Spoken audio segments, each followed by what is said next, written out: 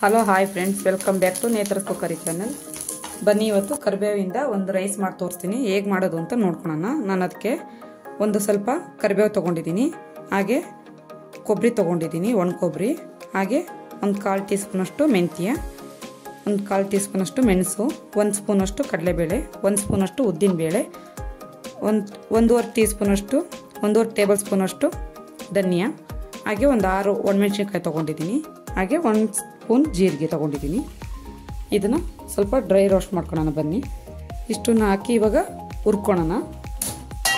ಇದಕ್ಕೆ ಇವಾಗ ಒಂದು ಸ್ವಲ್ಪ ಆಯಿಲ್ ಹಾಕ್ಕೊಳ್ತಾ ಇದ್ದೀನಿ.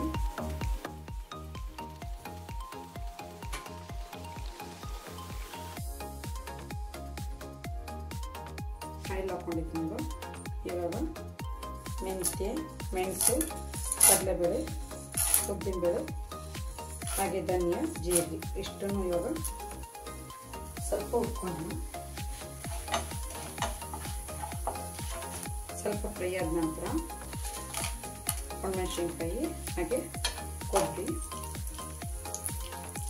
ಫ್ರೈ ಮಾಡ್ಕೊಳ್ಳೋಣ.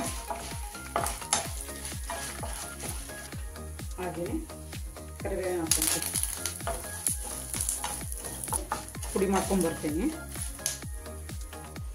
ನೋಡಿ, ಇವಾಗ ನಾನು ನೀಟಾಗಿ ಪುಡಿ ಮಾಡ್ಕೊಂಡು ಬಂದಿದ್ದೀನಿ. ಈ ಥರ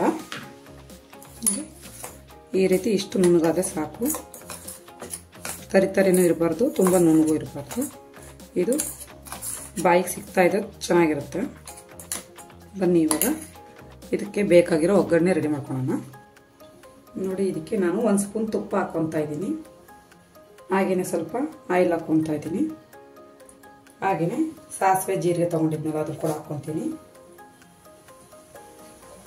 ಹಾಗೆ ಕಡಲೆ ಬೀಜ ಗೋಡಂಬಿ ತೊಗೊಂಡಿದ್ದೆ ಅದು ಕೂಡ ಹಾಕ್ಕೊತೀನಿ, ಕಡಲೆಬೇಳೆ, ಉದ್ದಿನಬೇಳೆ,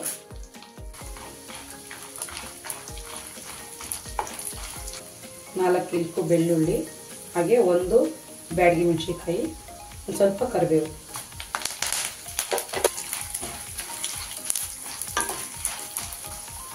ನೋಡಿ, ಇವಾಗ ಇದು ಚೆನ್ನಾಗಿ ಫ್ರೈ ಆಗಿದೆ. ಇದಕ್ಕೆ ನಾನು ಆಲ್ರೆಡಿ ರೈಸ್ನ ರೆಡಿ ಮಾಡ್ಕೊಂಡು ಇಟ್ಕೊಂಡಿದ್ದೆ. ಇವಾಗ 1 ಕಪ್ ರೈಸ್ ಇದೆ, ಇದು ಹಾಕ್ಕೊತಾ ಇದ್ದೀನಿ.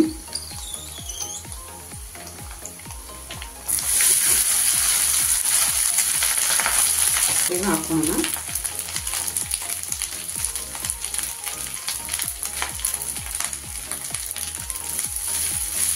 ಒಂದ್ಸತಿ ಮಾಡ್ಕೊಳ್ಳಿ, ತುಂಬಾ ಚೆನ್ನಾಗಿರುತ್ತೆ. ನೋಡಿ, ನನಗೆ ಸ್ವಲ್ಪ ಪುಡಿ ಕಡಿಮೆ ಅನಿಸ್ತು, ಈಗಿನ ಸ್ವಲ್ಪ ಹಾಕ್ಕೊತೀನಿ. ನೋಡಿ, ಇದಕ್ಕೆ ಇವಾಗ ಉಪ್ಪು ಎಷ್ಟು ಬೇಕೋ ಅಷ್ಟು ಸೇರಿಸ್ಕೊಳ್ಳೋಣ. ನಾವು ರೈಸ್ಗೂ ಕೂಡ ಉಪ್ಪು ಹಾಕ್ಕೊಂಡಿದ್ದೀವಿ. ಕರಿಬೇವಿನ ಫ್ಲೇವರೇ ಅಷ್ಟು ಘಮ ಇರುತ್ತೆ.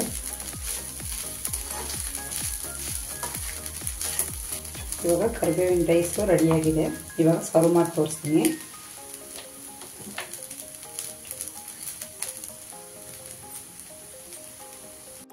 ನೋಡಿ, ಇವಾಗ ನಮ್ಮ ಕರಿಬೇವಿನ ಚಿತ್ರಾನ್ನ ರೆಡಿಯಾಗಿದೆ.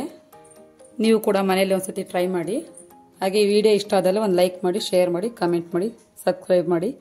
Thank you for watching.